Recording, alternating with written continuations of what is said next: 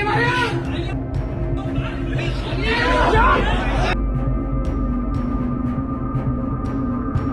हां दोस्तों, राजधानी में बड़े कांड को अंजाम दिया तो आरोपी की कोर्ट परिसर में हो गई जमकर पिटाई।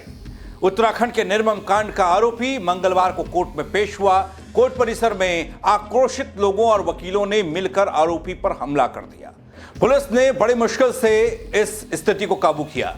आरोपी को सुरक्षित कोर्ट में पेश किया गया और उसके बाद जेल भेज दिया गया। हंगामे का वीडियो सोशल मीडिया पर तहलका मचा रहा है, तेजी से वायरल हो रहा है। पूरी खबर रिपोर्ट के जरिए बताने के लिए आया हूं। नमस्कार, पहला मैं पंकज रौतेला, आप देख रहे हैं उत्तराखंड न्यूज।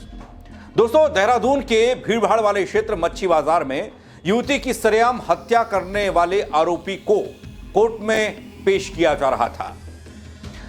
इसी दौरान कोर्ट परिसर में मौजूद लोगों ने उसकी जमकर पिटाई की। मारपीट के दौरान कोर्ट परिसर में जमकर हंगामा हुआ। दरअसल दोस्तों, पुलिस को स्थिति को नियंत्रित करने में काफी मशक्कत करनी पड़ी। पसीने छूट गए पुलिस के। मौके पर मौजूद पुलिस बल ने किसी तरह आक्रोशित लोगों को शांत कराया। उसके बाद आरोपी को सुरक्षित कोर्ट में पेश कराया। कोर्ट ने हत्या के आरोपी को जेल भेजने का आदेश दिया, जिसके बाद पुलिस निगरानी में उसे जेल भेज दिया गया। दोस्तों, कोर्ट परिसर में आरोपी के साथ मारपीट का यह वीडियो वायरल हो रहा है।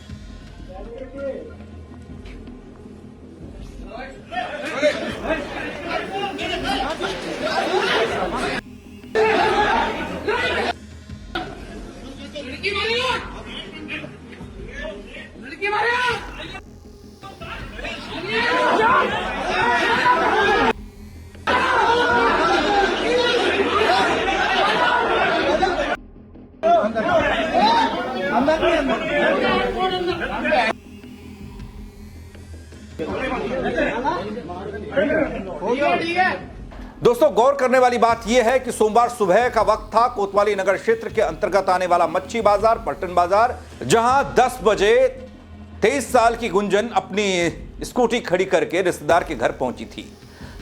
हत्या आरोपी आकाश को उसकी भनक लगी और चापड़ लेकर वहां पहुंचता है। इस दौरान पहले उसने गुंजन से बहस की। जब गुंजन ने उसे बात करने से इनकार कर दिया तो आरोप यह कि आकाश ने चापड़ से ताबड़तोड़ उस पर कई वार किए। इतना ही नहीं, पहले वार में गुंजन ने हाथ आगे किया तो उसकी अंगुलियां कट गई। आरोपित ने दूसरा वार गुंजन के गले पर किया, जिसके कारण उसके गले पर गहरा घाव हो गया। इतना गहरा था घाव कि तेजी से खून बहने लगा और गुंजन जमीन पर गिर पड़ी। शोर मचाने पर आरोपी मौके से फरार हो गया। आसपास के लोगों ने गंभीर रूप से घायल गुंजन को अस्पताल पहुंचाया, जहां उसने दम तोड़ दिया। मौके पर पहुंची पुलिस ने मच्छी बाजार के पास से ही आरोपी आकाश को भी गिरफ्तार किया था। वही मंगलवार को गिरफ्तारी के बाद जब बारी थी कोर्ट में पेशी की, पुलिस आरोपी को कोर्ट में पेश करने के लिए लाई। उसी दौरान यह तस्वीर सामने आई। कोर्ट परिसर में लोग मौजूद थे, वकील मौजूद थे। आरोपी आकाश को लाया जा रहा था पुलिस की निगरानी में। शायद पुलिस बल को भी इस बात का आभास नहीं होगा कि लोग इस मामले को लेकर कितने आक्रोशित हैं। जो वकील केस लड़ने का काम करते हैं, वो वकील तक आक्रोशित दिखाई दिए। उसके बाद की तस्वीर आप देख रहे हैं।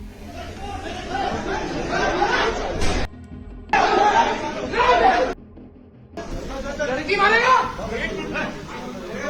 लड़की मारेगा, आएगा नहीं।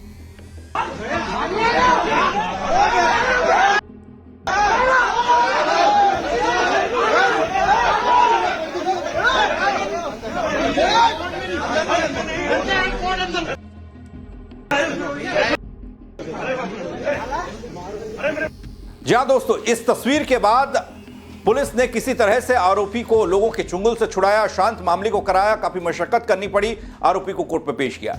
वहीं दूसरी ओर दोस्तों, राजधानी के मच्छी बाजार के बीच बाजार में दिन दहाड़े हुई युवती की हत्या के मामले में जहां एक तरफ शोर था, हड़कंप मचा, लोग खौफजदा थे, वहीं दूसरी तरफ यह भी लगातार मांग की जा रही थी कि इस मामले में पुलिसिया लापरवाही सबसे बड़ी है। मामले में प्रथम दृष्टया चौकी स्तर पर लापरवाही बरतने पर एसएसपी अजय सिंह ने उप निरीक्षक प्रद्युम्न नेगी, चौकी प्रभारी खुड़बड़ा को तत्काल निलंबित कर दिया। एसएसपी ने पूरे मामले की प्राथमिक जांच सीओ सिटी को सौंप दी। सीओ सिटी द्वारा की गई रिपोर्ट में प्रकरण में पहली नजर में जो सामने आया, चौकी प्रभारी की लापरवाही थी। मृतका ने जान का खतरा बताते हुए दगड़ियों 31 जनवरी को आरोपी के खिलाफ चौकी खुड़बुड़ा में शिकायत दर्ज कराई थी, लेकिन पुलिस ने शिकायत को गंभीरता से नहीं लिया और कोई भी कार्रवाई नहीं की। आरोपी ने सोमवार उसके बाद घटना को अंजाम दे दिया। परिजनों के अनुसार गुंजन और आकाश दोनों 3 साल से एक दूसरे को जानते थे। गुंजन दुल्हा बाजार में कपड़ों की एक दुकान में काम करती थी। आरोपी भी उसी बाजार की एक अन्य दुकान में काम करता था। यहीं से दोनों की दोस्ती हुई। दोस्तों, जो इनके कॉमन फ्रेंड हैं उनके बारे में बताते हैं। गुंजन से फोन को लेकर बातचीत हुई थी, फोन पर बातचीत हुई थी और उसका विवाद हुआ था। दोनों के बीच बातचीत होना इसलिए बंद हो गया क्योंकि आकाश की शादी हो गई। आरोपी शादीशुदा था। गुंजन को लगातार परेशान फिर भी कर रहा था। काम पर जाते समय पीछा भी करता था।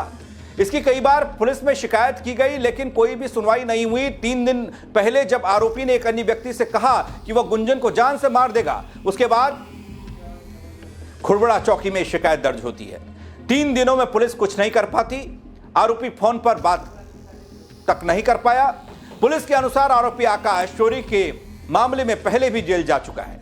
वह 1.5 महीने तक जेल में रहा था। ऐसे में कुछ महीने पहले आरोपी को दुकान से भी हटा दिया गया। बाद में उसी बाजार की एक दूसरी दुकान में आरोपी काम करने लगा। एसएसपी अजय सिंह ने बताया कि देहरादून कोतवाली नगर क्षेत्र में हुई युवती की हत्या के मामले में चौकी स्तर पर लापरवाही देखी गई, लापरवाही पाई गई, उस पर कार्रवाई हुई। चौकी प्रभारी खुड़बुड़ा को लाइन हाजिर किया गया। पूरे मामले की प्राथमिक जांच सीओ सिटी को सौंप दी गई। दोस्तों, यह बेहद संवेदनशील और दुखद मामला है। इस पर मैंने आपको एक पहले रिपोर्ट दिखाई है, बताया है कि कैसे कानून व्यवस्था चरमराई हुई है, कैसे पुलिस को चुनौती अपराधी दे रहे हैं। गुंजन की हत्या ने देहरादून के मच्छी बाजार को हिलाकर रख दिया। पुलिस की लापरवाही सामने आने के बाद कार्रवाई भी हो गई। आरोपी को कोर्ट में पेश करते वक्त उसकी पिटाई भी हो गई। हालांकि अब जेल में आरोपी है, लेकिन सतर्क रहने की फिर भी जरूरत मालूम पड़ती है। प्रशासन और पुलिस को चाहिए कि ऐसे मामलों में जल्द कार्रवाई करे, ना कि लापरवाही। ऐसा ही लगता है इस मामले में। आप क्या कहेंगे? कमेंट के जरिए बताइएगा। खबर को शेयर करिएगा। मेरे साथ जुड़ने के लिए आप सबका बहुत शुक्रिया। जय उत्तराखंड दगड़ियों।